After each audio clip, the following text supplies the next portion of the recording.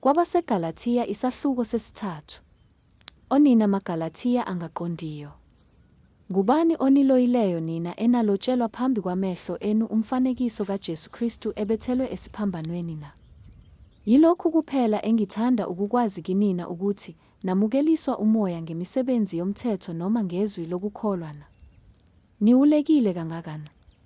Niqalile kumoya seniyakugcina enyameni na? Nahlupheka kangaka ngeze na?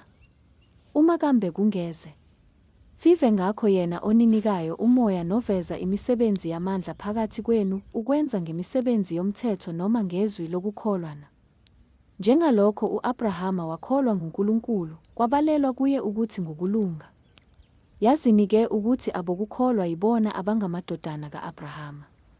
Kepha umbhalo ubona ngaphambili ukuthi uNkulunkulu uza kulungisisa abezizwe ngokukholwa, walishumayela ngaphambili ivangeli ku-Abrahama, wathi, izizwe zonke ziyakubusiswa kuwe.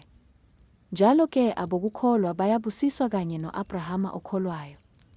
Ngokuba bonke abemisebenzi yomthetho baphansi kwesiqalekiso, ngokuba kulotshiwe ukuthi, baqalekisiwe bonke abangemi njalo kukho konke okulotshiweyo encwadini yomthetho ukuba bakwenze.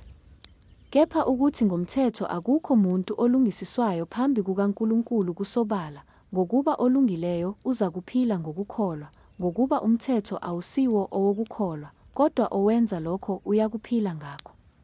UKristu wasihlenga esiqalekisweni somthetho, ebenziwe isiqalekiso ngenxa yethu, ngokuba kulotshiwe ukuthi, baqalekisiwe bonke abalenga emthini, ukuba isibusiso sika-Abrahama ngoKristu Jesu sifike kubo abezizwe, ukuze samukeliswe isithembiso sikamoya ngokukholwa.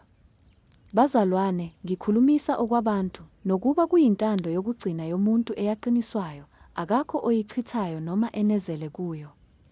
Manje-ke izithembiso zanikwa u-Abrahama nenzalo yakhe, akasho ukuthi, ezinzalweni, kungathi ngeziningi, kepha kungathi ngeyodwa ukuthi, nasenzalweni yakho enguKristu.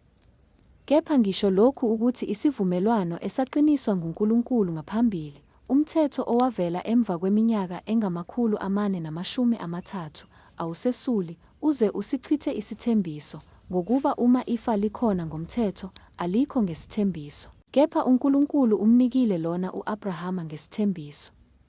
Pho, umthetho uyini na? Wenezelwa ngenxa yeziphambeko, kuze kufike inzalo enikiwe isithembiso, umisiwe ngezingelosi, ngesandla somlamuleli. Kepha umlamuleli kasiye owamunye, kepha uNkulunkulu munye. Pho-ke, umthetho uphambene nezithembiso zikaNkulunkulu na? Khana kanye. Ngokuba uma wawunikiwe umthetho onamandla okuphilisa, ngempela ukulungisiswa ngakuya ngomthetho. Kepha umbhalo uvalele konke phansi kwesono, ukuze isithembiso ngokukholwa nguJesu Kristu siphiwe abakholwayo.